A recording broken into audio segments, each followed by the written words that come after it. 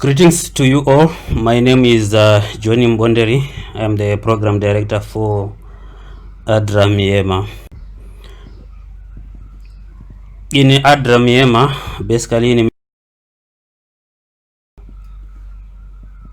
so we want to understand what exactly is TEES, because as I have said that TEES was designed in a response to marginalization issues whereby the government was not able to extend education services to the minority because of the differences in language, differences in availability of local teachers, and also access issues as a result of the ongoing conflict. So it is in that context that we are talking about this TEES model. So basically TEES just simply refers to the teachers establishing education services by definition. Then basically it's a community-based solution whereby we said that the communities were somehow marginalized in terms of accessing education services. The government had no or has no capacity to access those areas, and also the conflict which is centered upon some of the key components of the education systems. So it involves the identification or identifying and training teachers living in those remote areas or conflict affected communities where the government has got no access to fill the critical gaps in community-based education. So we innovated something which is community-based and try to build educational systems based on indigenous systems or community-based systems. What it entails then is we have got TEES teachers, who are locally recruited and deployed into the communities. Those communities, again, which the government doesn't have access to, those communities affected by the conflict as well, those communities in remote areas where education services are highly limited, and those communities, to some extent, they previously they had no any schools. So basically we are targeting areas where there are no schools, but there are significant number of school going children who are currently out of school, or to schools that had been closed due to lack of resources. Apparently, like I said, that the ethnic minority groups are largely marginalized from benefiting from the physicals in terms of education development related interventions, and at the same time, because of the ongoing conflict, the education system is somewhat weak in those areas. So basically we are targeting those communities, and then we recruit teachers from those communities to provide education services. The concept, we initiated this concept in partnership with several other local partners in Miema who are working with ADRA in 2016, and then the aim was basically to address the education needs for the out of school children, especially the ethnic minority children. Remember, I also earlier on I shared with you the general picture in the country, said that over 1 million of school going age children, they are out of school currently for several reasons, including conflict. And about more than 60% of that number is within minority ethnic controlled areas or ethnic groups which are affected by the conflict. And the number is so big simply because the government for over years has been failing to provide education services because of limitation in terms of access, and also the education system which they are trying to extend to these areas is not socially accepted by those communities because of issues of recognition, issues to do with language, issues to do with culture, because they are also fighting for their independence as a minority ethnic group within the country, who also have the civil rights as citizens of the countries and so forth. So basically the approach was successful. We piloted this and then we recorded impressive results. We started this in partnership with ECHO sometime in 2016-2017.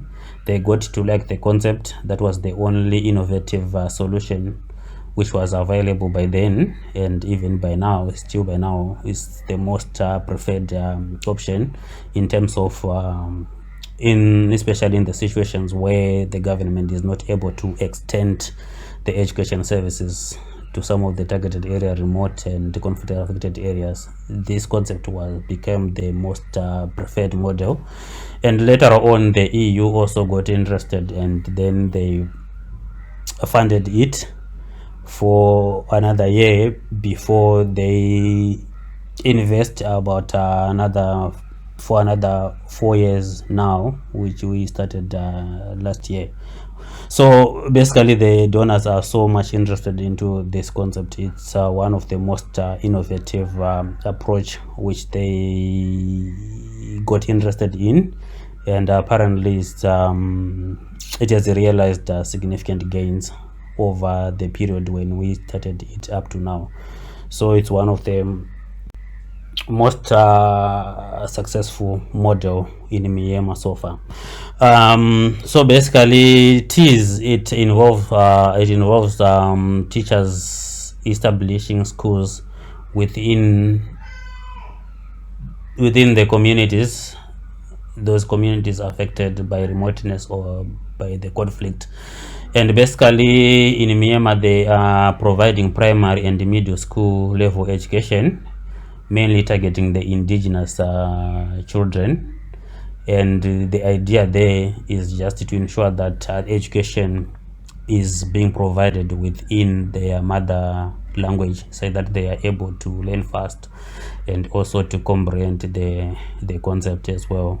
In doing so, they are also trying to preserve their culture as a minority group, or as minority groups in the country. They are also trying to preserve their language through education. So that's why education is becoming so sensitive and political in the country. So when these teachers are deployed, or if we deploy them into these targeted communities, basically they are targeting these types of schools. So we have got community schools in non-government controlled areas.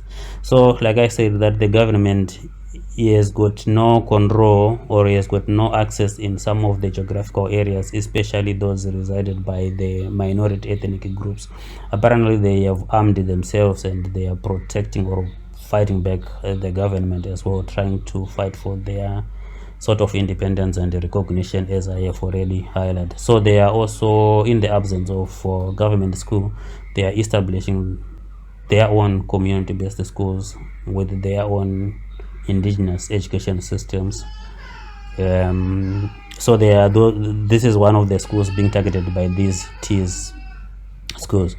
In addition to that, we also have mixed schools, which are primarily run and supported by the Myanmar Ministry of Education and ethnic groups. To some extent, in certain areas, there are areas of common convergence.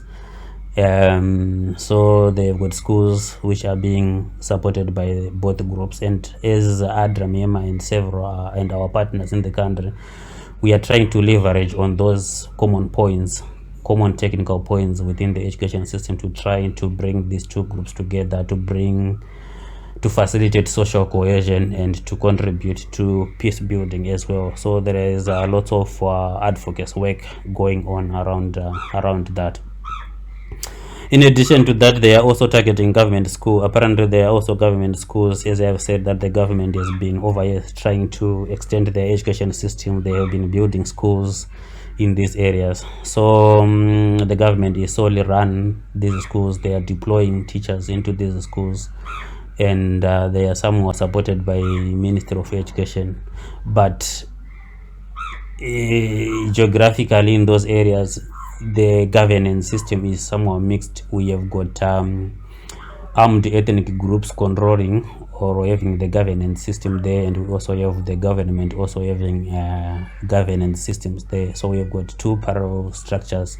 So it is in this context that education programs in Myanmar are being delivered. At the same time, it is also in this context that we developed this TEES model to try to reach to the marginalized students, and also trying to harmonize these two education systems.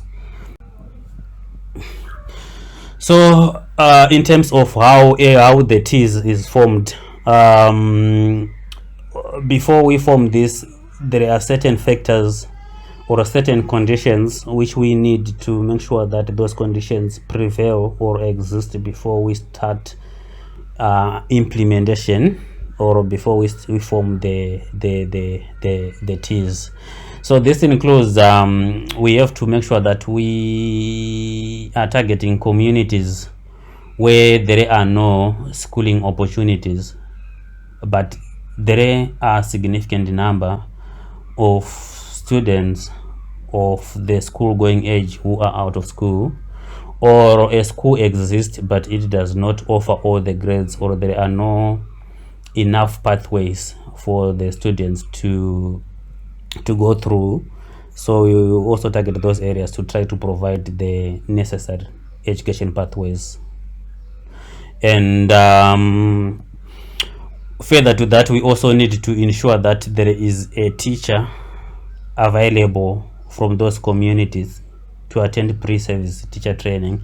So the idea then there is like what we said, that the government is deploying teachers, and most of these, they speak the majority language in the country, from the majority, from the bigger ethnic groups, at the expense of the minority. So by deploying those teachers into those minority areas, politically it may mean that in the long run the language for those minority groups will somehow remain minority, and with time possibly extinct.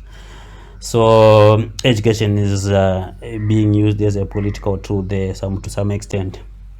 So the idea with these tiers is to select or to identify teachers from within these communities who speak the local language, who understand the culture there, who are socially accepted by the communities. Then they are trained to provide education services in those areas.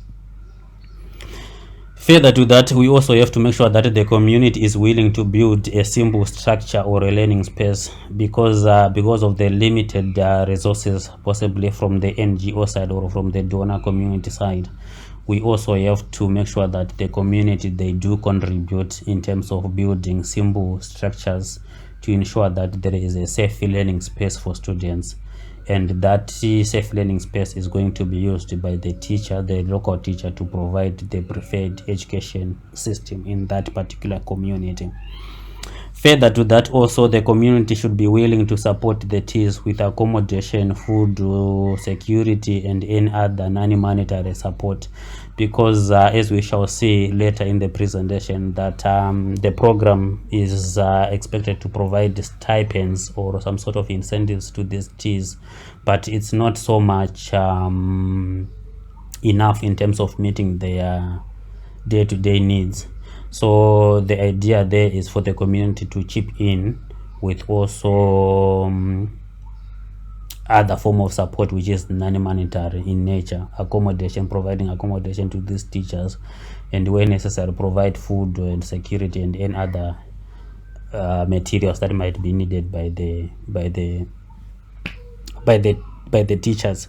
So the whole concept here is not necessarily selling the monetary aspect of it in terms of the stipends, but it's more on the community realizing the need for the availability of education services into their communities, and also the importance of preserving their culture, preserving their language as an ethnic group as well.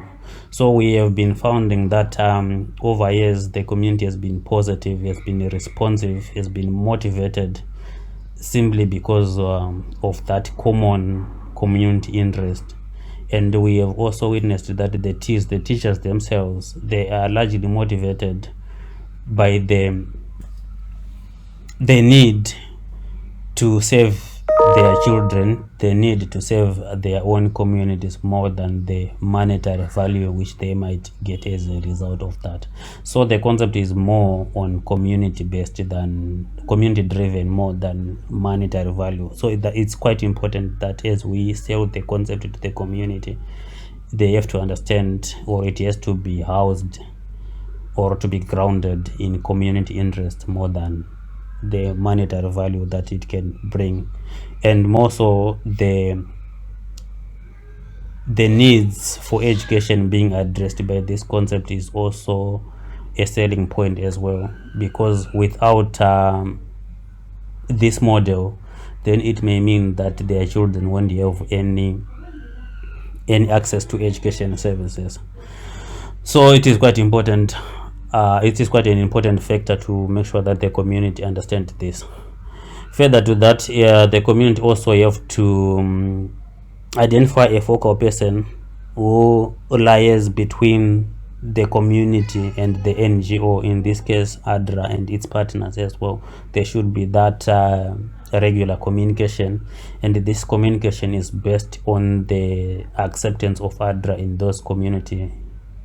And remember, we are also talking or operating in an insecure context, conflict affected area. So those principles of neutrality are quite important. Our acceptance as a provider of development aid is also quite important. Our staff, we have to be respected, you have to be accepted as well, and also you have to respect the local cultures and so forth to improve acceptance. That level of trust is quite important, is also a necessary condition for the success of this TEES model. And we also invested a lot of time explaining to the community so that they do understand the concept of TEES, especially in its ability to provide education services to them. It's more like an alternative learning approach which is being provided to them. So the community's understanding the concept is quite important. It's a necessary condition before we even start off talking about introducing the concept. So there is a whole lot of community mobilization work that has to be done before we even start implementation of this thing. So we also have to make sure that the communities themselves are committed to participate in the agreed upon activities over the life of the project. You shall see also in the bright project documents, there is that monitoring and evaluation component by the community. The communities themselves being involved in the planning, in the monitoring, in the implementation and evaluation of these activities. So this TEES model provide that groundwork for this community-based monitoring and evaluation work as well. So it's quite important that the communities understand and participate throughout the project cycle. So we want to discuss in terms of how do we do the selection of the teachers, because we said that the TEES basically is the teachers themselves going to the community, providing the services, mobilizing the establishing of the community-based schools, delivering the education services and so forth. So it is important that we come up with a clear criteria in terms of whom do we select for these teachers, because otherwise if we were to select the wrong teachers, we might go back again to the model that has been used by the government to deploy teachers from other areas who speak another language, from another culture and so forth, and deploying them to these rural areas, remote areas, teacher retention has been a problem as well. So the idea there is to select teachers from that particular community. So part of the criteria which we are using is that those teachers should be at least above the age of the legal majority, be it 16, 17, 18, depending on the actual context, but the main thrust there is that they have to be above the age of the legal majority. Further to that, the TEES teachers education level should be at least middle or high school grade, that is within the context of MEMA. But the whole idea there is they should be knowledgeable enough to be trained as teachers.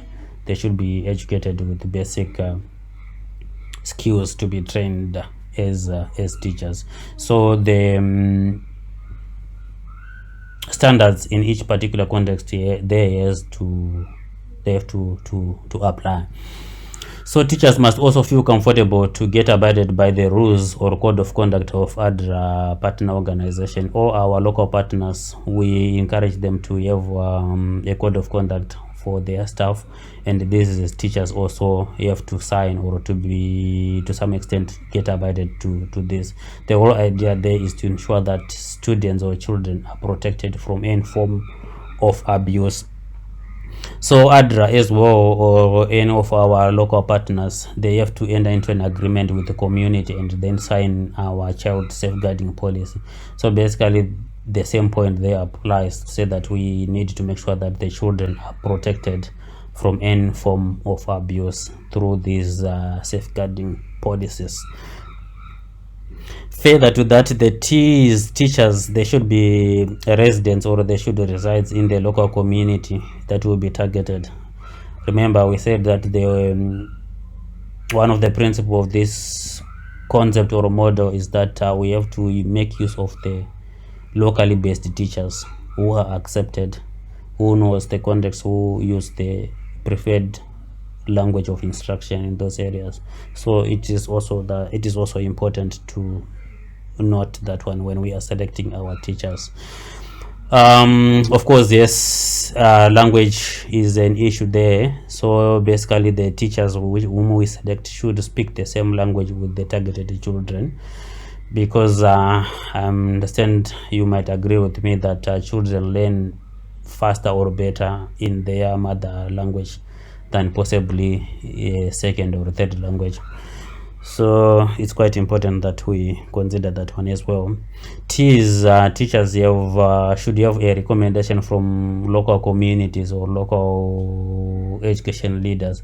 Basically, it's part of the due diligence in terms of protecting the children as well. We wouldn't want to bring someone who would abuse children, so we have to be quite strict and quite clear on that one. So of course, yes, we have also realized or learned that the communities, some of these communities, they share culture, they share language.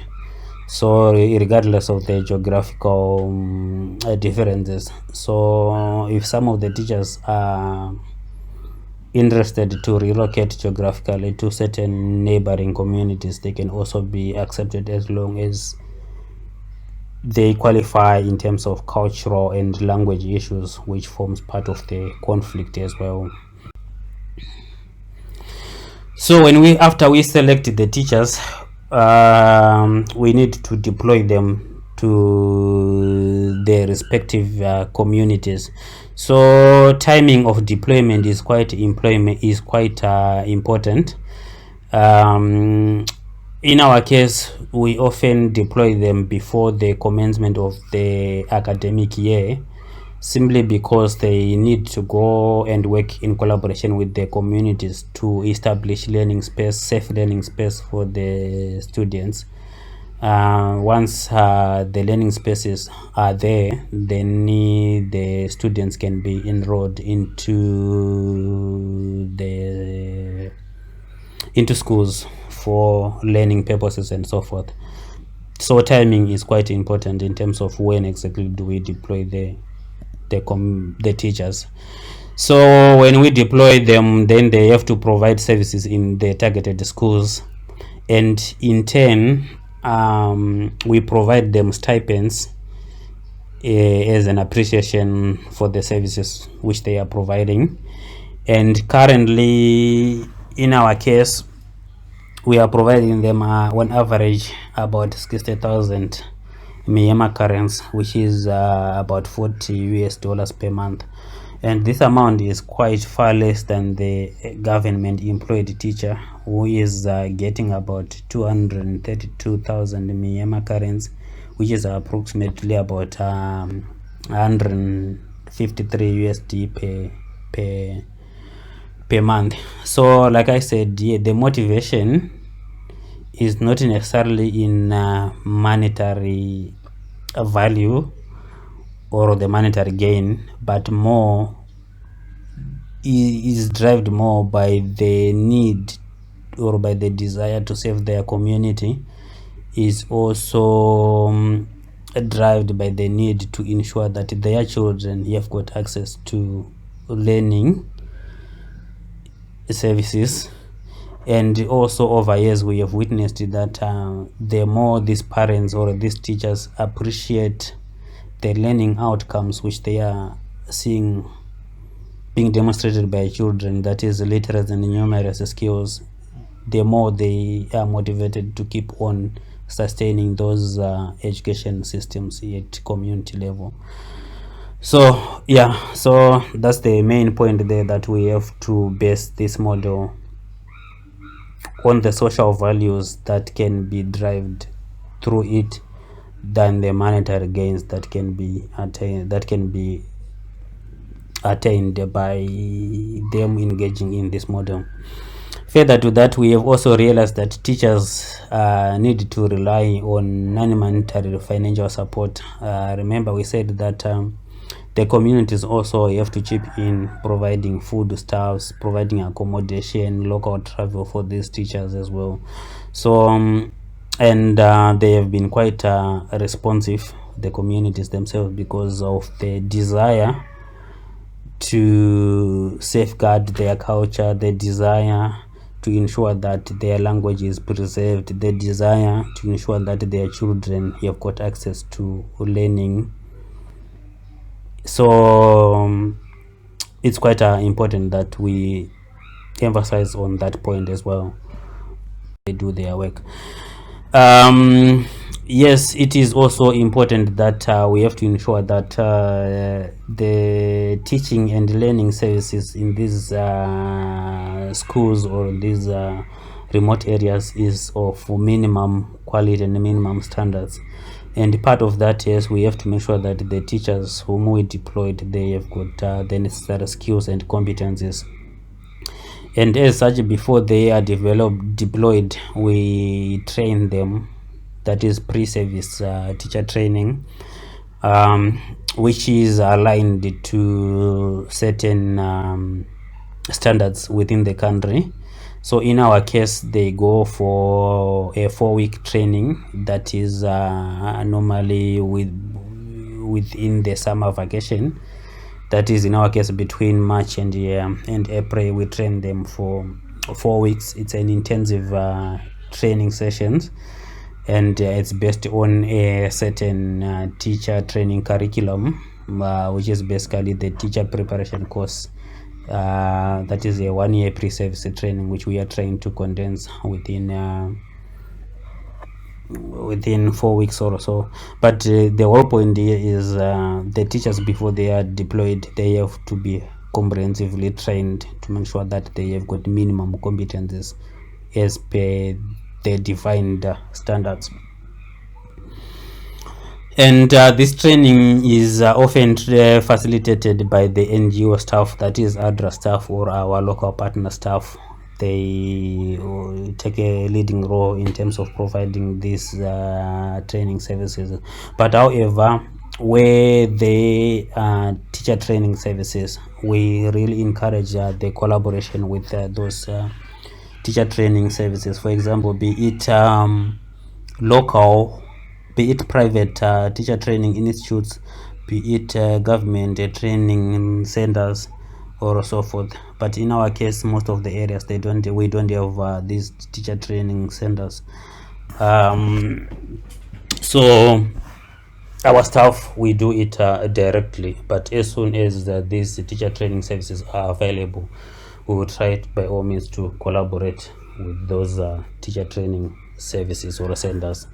TEES, they receive, upon deployment, they also receive frequent in-service support as well from what we call mobile teacher trainers. So these are NGO staff that could be ADRA staff or our local NGO partner staff. So they serve like field officers, so that they go to the targeted schools where the TEES are deployed to provide training, in-service training, and supportive supervision and mentoring services. So these mobile teacher trainers, they spend time observing classroom practices and providing feedback. So basically they do this kind of supportive supervision using standard tools which we often use for them to provide in-service training and mentorship and that kind of support. So they often do this, be it on monthly, quarterly, annually, or so forth. It depends on the context and the capacity of the TEES themselves. If they require more regular support, possibly monthly can make sense, or quarterly, or so forth. But the TEES, but basically the mobile teacher trainers in a normal government education system, these are like district education officers who support a cluster of schools on daily basis to ensure that there is that component of enforcing quality, supervision, and so forth. This is the purpose of these mobile teacher trainers as well. So currently we are working to ensure that the TEES teachers are recognized and accredited by the Ministry of Education. Remember, like I said, that education system in Myanmar is quite sensitive, and teacher deployment and teacher accreditation has been has been also part of the contentious issues. So we are working with our advocacy team here in the country to ensure that the TEES teachers eventually they are recognized and accredited by the Ministry of Education. So we are working to try to harmonize the teacher training standards and aligning our training to the country level teacher competence framework, just to make sure that everything is aligned. Once we meet those standards, then the idea is for those teachers to be accredited by the government and possibly fully integrated such that they are deployed into these communities by the government.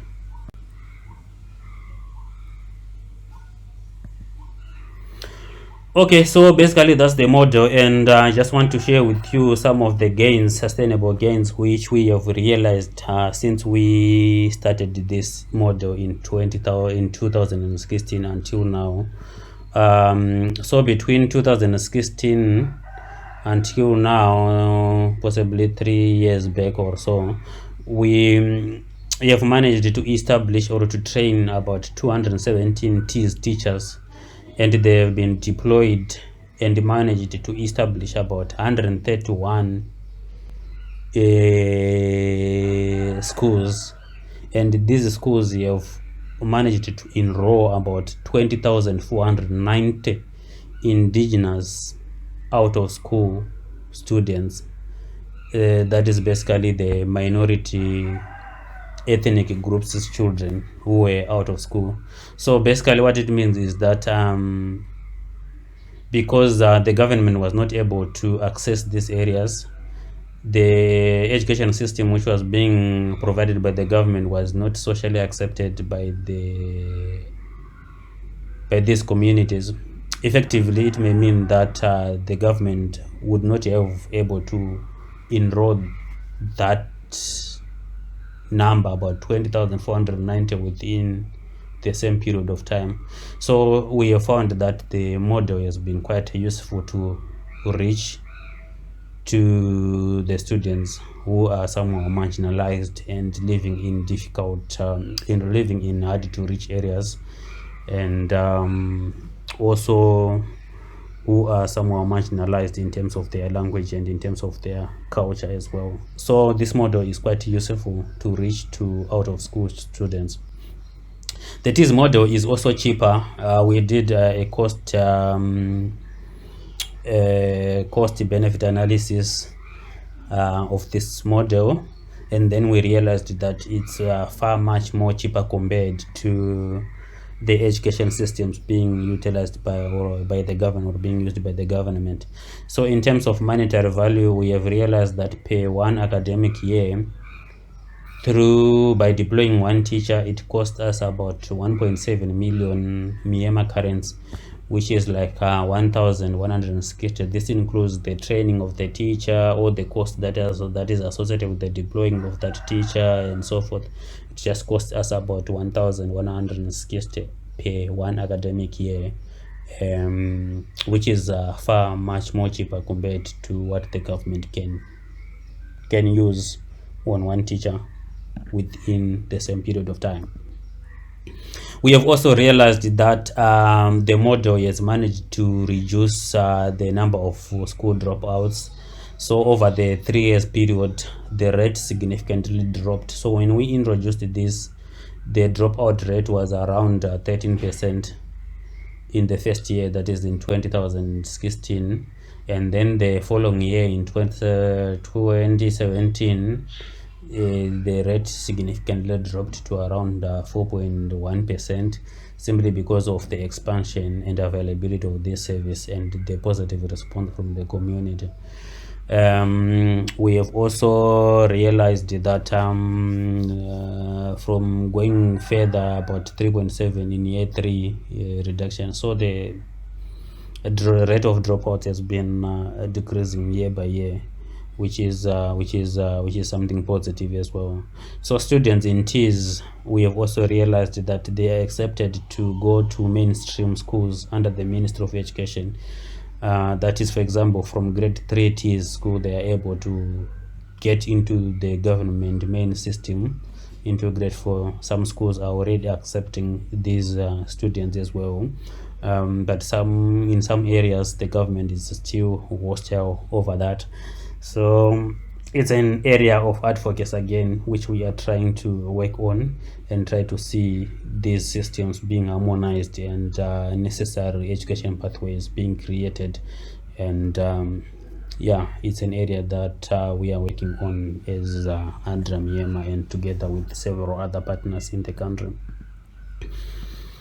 We have also witnessed that teacher retention has significantly improved over years, because we have been seeing that the government has been bringing teachers from other areas to deploy them into the rural areas, whereby they were facing hostilities from the local communities, and because of culture differences, language differences,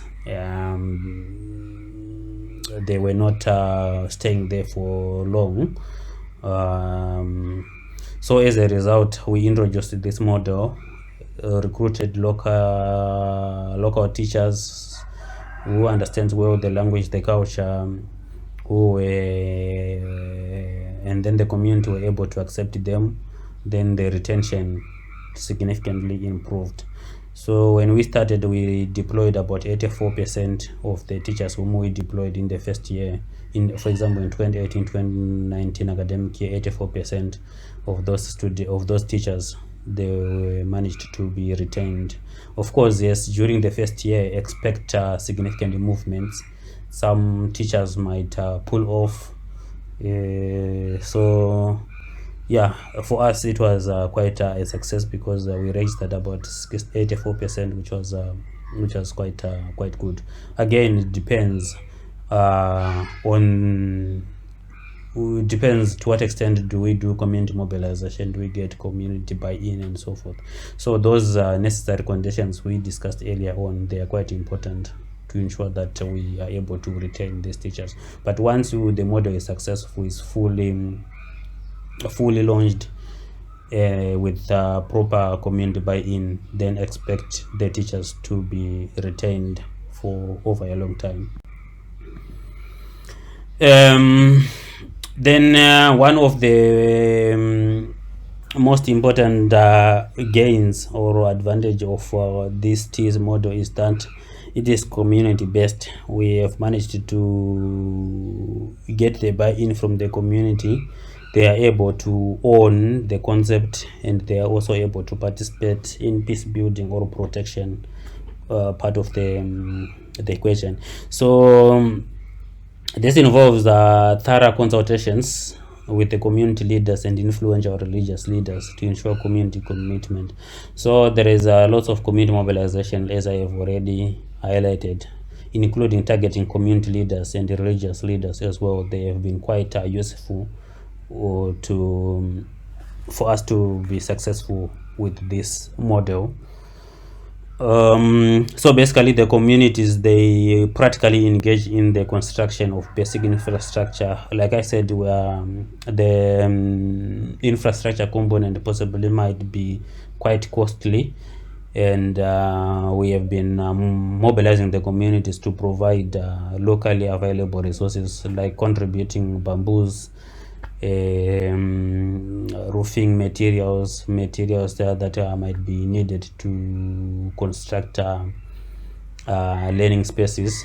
And also they've been providing labor, which also contributed to the model to be quite cost effective, because the community also have been contributing as well. So by the community contributing, then it means they own the concept, they own the education systems, they are part and parcel of it, which makes it even more sustainable. And apparently we are also working on advocacy work to integrate the TEES into the government systems. Like I said, that we are working on harmonizing the education systems being provided by the ethnic groups into the main education system, just to make sure that the government education system is inclusive. It recognizes the the interest of minority groups as well in the country. So we are doing advocacy on this, and part of it includes the integration of TEES into the government education systems. What it means is that the TEES teachers, in the long run, we're expecting them to receive salaries from the government as well, and also them getting recognition and accreditation by the government. And we're also working on community-based funding mechanisms, whereby it is also part of our exit strategy that the communities themselves, they should be in a position to contribute financially to sustaining their education systems, be it through a localized taxation system, be it through whatever mechanism that might be preferred by the community. But ever since we started this concept in 2016, we have been largely relying on stipends provided by the donors. So with time, I'm sure we should be in a position to come up with community structures, mechanisms to ensure the sustainability of these teacher stipends. And also, as Adramiyema, we believe in integrated programming, and part of it is we are designing agriculture and livelihoods or related programming to complement our education efforts. We do believe that if the household is strengthened economically through agriculture or through any other value addition related activities, livelihoods options, they will be able to somehow contribute to their social needs, including education. So once income at household level is improved through other related agriculture and livelihoods activities, then they should be in a position to sustain their education related activities. So it's quite important for our programming at country level to complement each other. By doing so, we'll maximize on impact, and then we maximize the complementarity of these interventions. And also community leaders, they also take a responsibility to ensure the safety of the teachers. Apparently we are also deploying female teachers to these rural areas, and part of the reasons why the teachers have been resigning or not willing to be deployed to these areas is insecurity. So once their security is guaranteed by the community leaders, then you find that teacher retention will be somehow improved. So community still plays an important role in ensuring the success of this model. So basically, this is how the model functions. The main emphasis there is on community mobilization, community participation, and pushing for inclusive education, a recognition of the needs of the minority groups in the country, and also harmonizing the education needs to the broader education system in the country. So as I said, we are quite active at all levels to promote advocacy issues in these conflict affected areas, and also to ensure that their interests are also included in the national education systems. So basically, this is the concept about TEES. So I understand this is just the beginning of the conservation. I'm sure we shall be engaged as we go through implementation, and we are able to share with you lots of resources around this model. We have got lots of papers, lessons learned, and we did quite a number of researches around this, so we should be in a position to share with everyone who might be interested to explore this model as we shall be implementing the Bright project. Otherwise, thank you very much for your time. I do appreciate. Stay safe, especially from COVID-19, wherever you are. Thank you very much.